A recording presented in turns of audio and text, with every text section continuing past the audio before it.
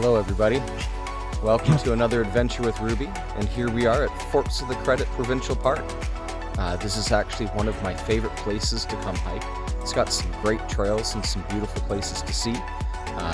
Really interesting location. I kind of told you guys about that a bit in a previous video.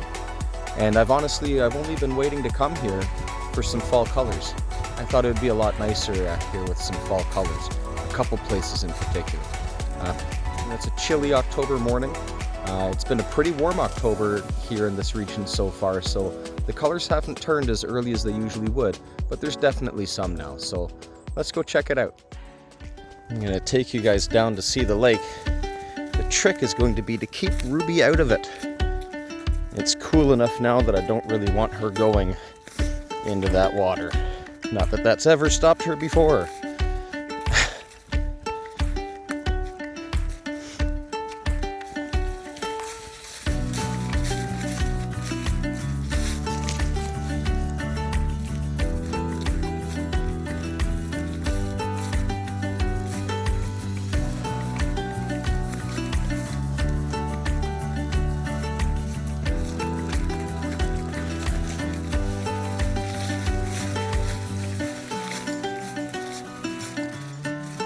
And there you go. It looks like there's even a couple of loons out on the water. I'll get us down closer.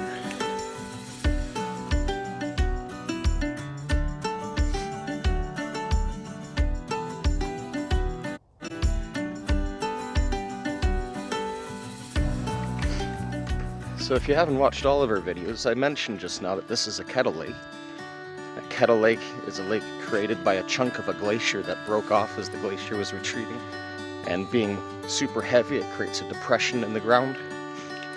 And then as it melts, it fills it in. And eventually over time, that place, that lake or pond continues to be fed into by springs or other creeks and things that form. If you've ever wondered why mist forms over water like that, well, it's actually pretty chilly this morning. I'm kind of regretting not wearing a sweater, to be honest. We got to get hiking and warm up a little bit. But basically the water changes temperature slower than the air does. And so the water right now is warmer than the air around it. So the cool air is causing condensation over top of that warm water. Now you know. One of the things I like about coming to Forks of the Credit so much is that it has such a varied landscape in such a small area. We've got that kettle lake there near the trail entrance. You hike up some hills into this kind of low hill country and you've got these meadowlands. And you hike through the meadowlands and you get into some really nice forested area with the Credit River, or part of it anyways, a branch of it. But we'll talk about that more later. But it's, it's so neat and pretty to be able to hike through just a short area and go through so many different varied landscapes. Right, Ruby? Oh, yeah, Dad. It's awesome. Let's go. Ruby. Hi, baby girl. Yeah, you found a critter in there, didn't you?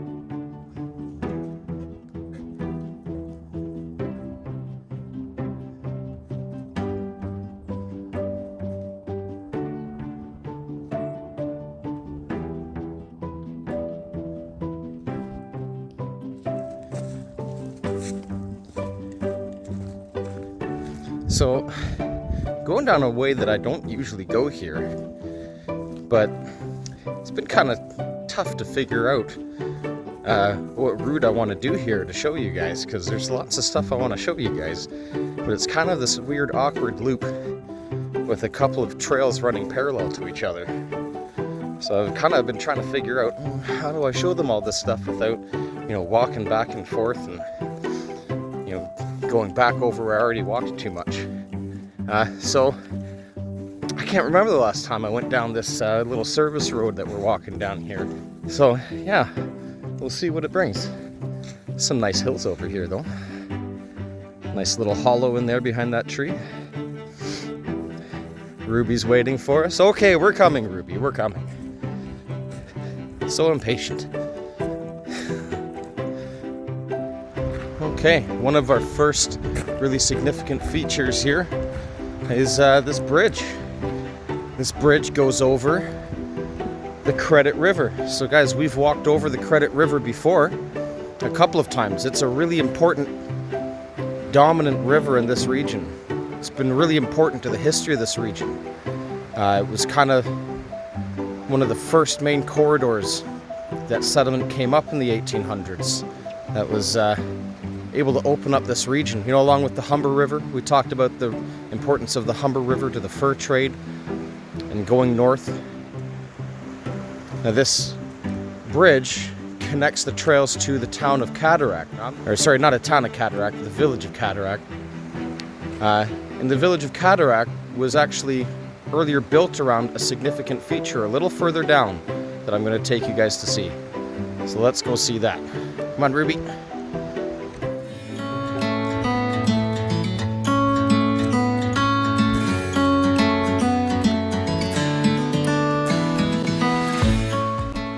It's kind of weird seeing such a bright glow shining through the trees out of such a kind of gloomy, dark little hole with these cedar trees and evergreen trees that are kind of, you know, somewhat dead looking down below. Kind of makes it look like we're in some weird landscape in Lord of the Rings or something. Now there's a few things to note here. I mean, number one, there's obviously a gorge that the Credit River has cut. There's some people with houses with unbelievable views. I actually serviced that house many years ago when I was working in lawn care. I won't zoom in further. There's a railroad down there. It's the Credit Valley Railroad. I believe still in operation. There's another place to see it later.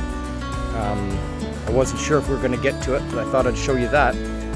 But you can also obviously hear a waterfall. And maybe that'll give you a clue as to what feature we're going to go see.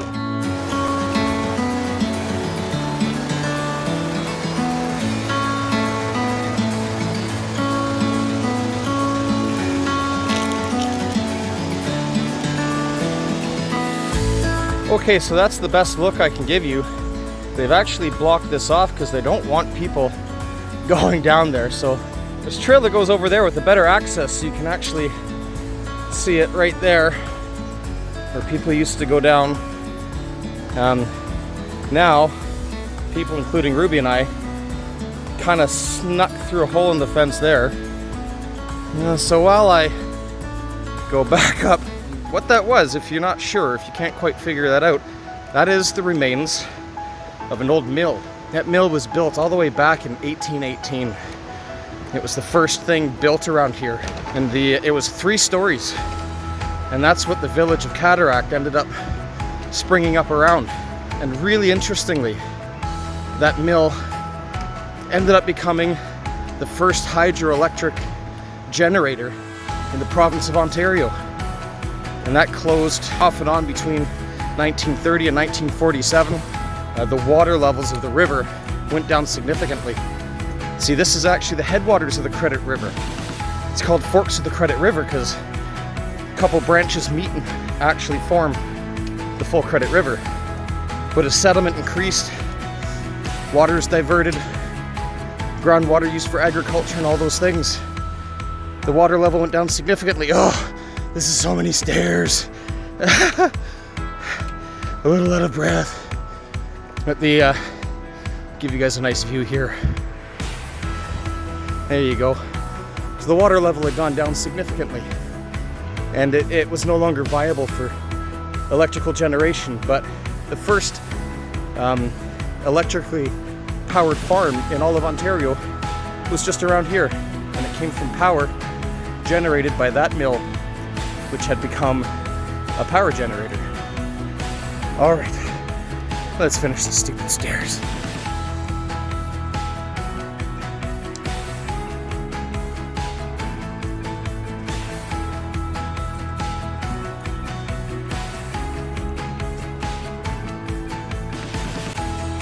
This is what Ruby was just checking out. Very steep ravine hill. You can actually see the path, the other path that we couldn't walk, all the way down there at the bottom. Oh, Ruby's like, Dad, come on, what are you doing? Oh geez, look at the sun popping through the trees there. Unbelievable. Now, this is actually one of my, if not perhaps my favorite place. And this is one of the things I was most excited to come show you guys. It doesn't quite look as good as I was hoping for. We're kind of descend the slope of the ravine down into the river gorge. And in the fall, this just looks unbelievable. I mean, it looks unbelievable now. But, you know, these leaves will all be golden and orange, and it'll just be absolutely spectacular. Like one giant stained glass window in nature. And it's one of the reasons that I was holding off, and it's the main reason I was holding off coming here. Because I was waiting for the colors to change. The fall's just been so warm. It's been great for being out hiking, having these adventures with Ruby. But it's meant that the leaves have been very slow to change, and there's been some color change, but not a lot. And it's kind of disappointing. I mean, it means that I'll probably have to come back again. Just to get that money shot for you guys. But you can imagine looking down into this hardwood forest, and all these leaves have changed color, all of them. Just this glittering yellow and orange, little pops of red. This slope is unbelievable in the fall when the leaves have changed.